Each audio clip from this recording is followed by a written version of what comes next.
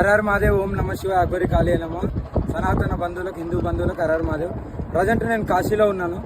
ఈరోజు నిన్న నైట్ మొత్తము సాధనలో ఉండి ఇప్పుడు నేను బయలుదేరుతున్నాను. అందుకే బయలుదేరే మూమెంట్లోనే నేను బోట్ ఎక్కాను. బోట్ ఎక్కి ఇప్పుడు నేను బయలుదేరుతున్నాను కాబట్టి ఒకసారి మీకు అందరికీ కాశీ చూపిద్దామని. ఇంకోటి ఏంటంటే, ఎంతోమంది విమర్శలు చేస్తున్నారు మా సాధన గురించి, మా త్యాగం గురించి.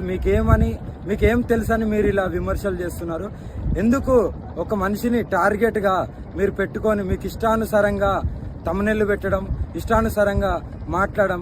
ప్రత్యేకంగా కొన్ని మీడియా ఛానళ్ళు, అందరిని అనట్లేదు, కొన్ని మీడియా ఛానళ్ళు, వీళ్ళందరికీ చెప్తున్నాను, అందరినీ ఎవరిని ఊరుకునేది లేదు. అలా ప్రవర్తిస్తే, అలా మీరు తమ్మునెళ్ళు పెట్టి ఒక సాధకుని, ఒక అఘోరిని మీరు అలా హింసిస్తే మాత్రం ఊరుకునేది లేదు.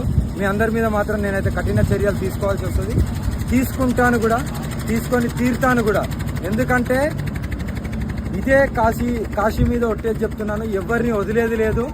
నేనేంటో నాకు తెలుసు, మీకు నిరూపించుకోవాల్సిన అవసరం లేదు. మీకు అంత నిరూపించుకోవాల్సిన అనేది ఉంటే మీరు నా పుట్టుపూర్వకం నుండి అన్నీ తెలుసు కదా ఏంటనేది. మీరు ఎవిడెన్స్తో సహా మీరు ఏదైతే పోర్ట్రేట్ చేస్తున్నారో అవన్నీ నిరూపించండి. నిరూపించుకోవాల్సిన హక్కు మీకు కూడా ఉంది. ఊరికే మాటలతో కాదు.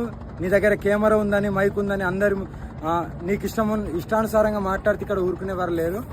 ఎవరినైనా సరే ఏదైనా చేయగలుగుతాను. ఇప్పటి నుండి కఠినంగా వివరిస్తాను. నాది పోరాటం మొత్తం ధర్మ పోరాటమే.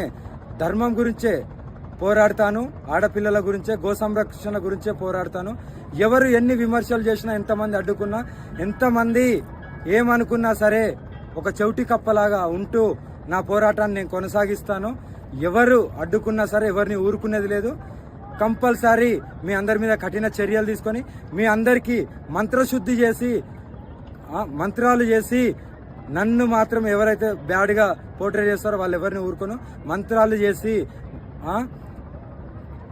ఎలాంటి క్రియలైనా చేయడానికి నేను సిద్ధంగా ఉన్నాను. నా నుండి మీరు కాపాడుకోండి. హరహర్ మహాదేవ్. కాశీ విశ్వనాథేశ్వరుడు సాక్షిగా నేను చెప్తున్నాను. ఈరోజు కాశీలో ఉన్నాను. నేను త్వరలోనే నేను తెలంగాణకు, ఆంధ్రాకి రాబోతున్నాను. అక్కడనే కూర్చోబోతున్నాను. ఓకేనా? నేను ఎక్కడో ఒక జాగాలో కూర్చుంటున్నాను కూడా. నన్ను మాత్రం మీరు బ్యాడ్గా పోర్ట్రేట్ చేయాలనే హక్కు మీకు లేదు. మీ బతుకులు మీరు బతకండి. మీ నీచపైన బతుకులు మీరు బతకండి.